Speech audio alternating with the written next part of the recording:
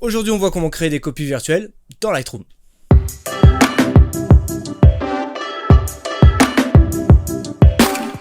Salut, c'est Alex pour Retouche, j'espère que vous allez bien. En tout cas, je vais super bien. Vous pouvez bien sûr me retrouver sur le site laretouchephoto.com. On voit ensemble comment retoucher nos photos simplement et en s'amusant. Donc aujourd'hui, exercice tout simple, on va voir comment créer une copie virtuelle de notre photo et surtout on va voir comment il est possible de proposer une deuxième version de notre travail sans forcément perdre ce qu'on a fait précédemment. Et vous allez voir que votre client va clairement apprécier que vous proposez donc cette deuxième version, cette troisième version. Ça mange pas de pain, c'est très rapide et il n'y a plus qu'à. Donc on est sur le module bibliothèque, je vous invite à passer sur le mode grille, raccourci G. On a notre photo, je vous invite à faire un clic droit dessus et dans un premier temps on va sélectionner afficher dans l'explorateur. Ça se passe sur mon deuxième écran, donc vous voyez que j'ai ma photo juste ici, je n'ai qu'une seule photo, je n'ai pas de copie. Donc vous allez voir pourquoi je dis ça. Et là on va faire un nouveau clic droit sur notre photo et on va sélectionner créer une copie virtuelle.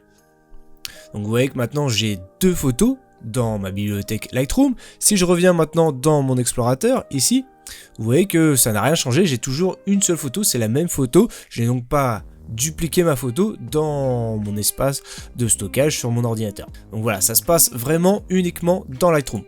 Et on va renouveler ça avec une autre création de copie virtuelle, voilà. Donc on a deux copies, copie 1, copie 2 et notre photo originale. On va maintenant donc créer un nouveau style sur notre copie virtuelle, numéro 1, donc je clique dessus, je l'envoie sur développement, et tout simplement on va se faire un petit noir et blanc. Voilà, très simple, très basique. Je reviens dans bibliothèque, et maintenant sur ma copie numéro 2, je vais me mettre pareil en développement. Là aussi pareil, je crée un noir et blanc. Donc là on obtient un deuxième noir et blanc. Ok, on va juste essayer d'aller un petit peu plus loin et d'ajouter une petite teinte colorée pour lui donner un look un peu plus vintage. J'ouvre la courbe des tonalités. Très bien, j'ai ma couche bleue qui est ouverte. Je vais juste augmenter un petit peu les noirs, voilà, pour obtenir un peu plus de bleu dans mes tons foncés. Voilà, comme ceci. Et je vais descendre un petit peu les blancs pour obtenir donc plus de jaune. Voilà. C'est super, ça me convient. Je referme la courbe des tonalités. Je reviens dans bibliothèque et constate maintenant que j'ai donc un look noir et blanc sur ma copie 1 et un look noir et blanc vintage sur ma copie 2. On va essayer maintenant d'aller un petit peu plus loin dans l'exercice et d'importer une deuxième photo pour voir un petit peu ce qu'on peut faire sur les copies virtuelles. Donc j'ouvre mon dossier et je glisse ma deuxième photo comme ceci dans Lightroom. Et maintenant sur ma deuxième photo on va faire la même chose, je fais un clic droit, créer une copie virtuelle. Donc une première copie et deuxième, créer une copie virtuelle, hop, voilà. Et je vais me mettre sur ma photo noir et blanc. Faire un clic droit, paramètres de développement, copier les paramètres, je vais tout sélectionner, voilà, si vous allez ne rien sélectionner comme ceci, vous cliquez sur tout sélectionner, vous cliquez sur copier, vous mettez sur votre copie 1, clic droit, paramètres de développement, et on fait coller les paramètres, voilà, j'obtiens donc le noir et blanc de ma première photo, voilà, copie 1. On va essayer maintenant d'aller un petit peu plus loin, je me mets sur mon look noir et blanc vintage, je bascule dans développement et ici je vais aller me mettre sur les paramètres prédéfinis, créer un paramètre prédéfini que je vais renommer noir et blanc vintage et je vais le mettre plutôt sur, sur un nouveau groupe que je vais renommer noir et blanc. Je fais créer, voilà, donc j'ai mon petit dossier noir et blanc, je peux même le mettre en majuscule pour bien voir, vous me connaissez. Voilà, on voit beaucoup mieux en majuscule. Je referme paysage, je n'en ai pas besoin. Et comme mon paramètre prédéfini est maintenant créé, je vais pouvoir me mettre sur ma deuxième copie virtuelle de ma deuxième photo. Je clique sur noir et blanc vintage et voilà, c'est réglé. J'obtiens donc mon précédent noir et blanc vintage. Et c'est rapide, c'est réglé. Voilà, on va pouvoir maintenant revenir dans bibliothèque et aller un petit peu plus loin et se dire que maintenant on a besoin donc d'exporter ces photos. Là aussi, ça va se faire très rapidement.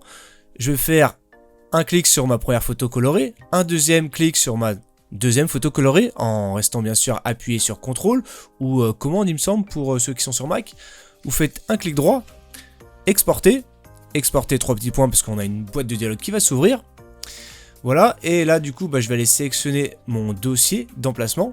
Je vais me mettre sur le petit dossier, voilà, je vais me mettre dans visuel. Je vais créer un nouveau dossier. que je vais renommer couleur. Voilà. Je le sélectionne, je fais sélectionner un dossier. Je vous invite à vous mettre sur modifier. Et bah là, pareil, si vous avez rien comme ceci, vous mettez le nom du fichier. Moi j'aime bien, surtout si vous travaillez avec votre client. Si vous dit qu'on aime bien la photo 234, vous allez pouvoir donc sélectionner la photo 234 et appliquer ensuite votre noir et blanc vintage. Voilà, donc nom du fichier, et bien sûr vous mettez insérer pour le texte personnalisé. Cliquez sur terminer. Et sur le texte personnalisé, ça va se passer juste ici. Séparez vos informations ici avec un underscore ou un tiret comme vous voulez. Moi j'aime bien underscore et on va taper couleur. Pareil, on reste sur des paramètres de fichiers très basiques, format JPEG, qualité 100, espace colorimétrique sRGB bien sûr. Et en bord large, on va peut-être se mettre sur un 1200. En résolution, on va se mettre à 240. C'est juste à titre d'exemple. Hein. Qualité netteté, on se met sur écran, standard, c'est très bien, et on fait exporter. J'ouvre mon petit fichier pour aller vérifier. Voilà, je clique sur couleur, et j'ai mes deux fichiers, et je vois bien que la dimension fait 1200, c'est très bien, on va pouvoir poursuivre. On va pouvoir maintenant faire la même chose avec nos looks noir et blanc.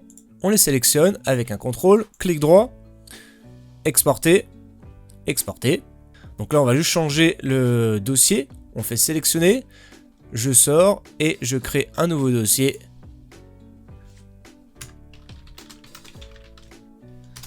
Que je renomme noir et blanc. Je rentre dans le dossier. Je fais sélectionner un dossier. On va changer le texte personnalisé. Noir et blanc, on reste sur les mêmes paramètres. On fait exporter. Je vais pouvoir aller vérifier. Alors, hop. On revient sur noir et blanc. C'est super, on a nos deux images. On va pouvoir finaliser avec nos noirs et blancs vintage. Clic droit, exporter, sans surprise. Et là, on va sélectionner un nouveau dossier.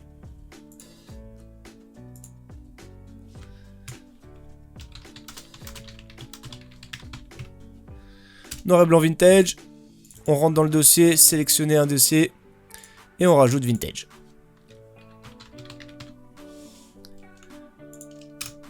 Voilà, c'est mieux. On reste pareil sur les mêmes paramètres. Exporter. Et voilà, il exporte mes deux fichiers. C'est super. Je vais pouvoir quand même aller vérifier. Histoire de visuel noir et blanc vintage. Et voilà, j'ai mes 6 photos en un rien de temps. Bien sûr, ça peut se faire sur des paramètres prédéfinis. Mais on verra ça la prochaine fois. Donc voilà, comme vous allez pouvoir créer des copies virtuelles dans Lightroom, c'est pas bien compliqué, surtout c'est très rapide, donc je vous invite vraiment à décliner votre travail et à faire évoluer votre retouche. Déjà, 1 pour vous et pour 2 pour votre client, je pense que le jour J, il va clairement apprécier que vous arrivez avec un petit truc en plus, on aime bien avoir le choix, donc il n'y a plus qu'à. J'espère que vous avez aimé cette vidéo, dans ce cas vous me pétez la barre de like sous la vidéo et surtout vous la partagez avec les intéressés. Vous revenez dans les commentaires pour revenir sur ce tuto ou alors pour me partager des idées de tutos sur Lightroom. Voilà, vous abonnez à la chaîne si ce n'est pas déjà fait, normalement c'est fait. Et si vous voulez aller plus loin sur Lightroom, il y a la grosse formation Maîtriser Lightroom, les liens sont dans la description. On se retrouve la prochaine fois pour une nouvelle vidéo. Ciao et bonne retouche! Et je vous donne rendez-vous le samedi 22 juin sur Paris. Il y a le workshop Retouche Portrait Pro pendant toute une journée. Je vais vous partager donc toutes les techniques pour sérieusement améliorer vos portraits photos. Les liens sont dans la description.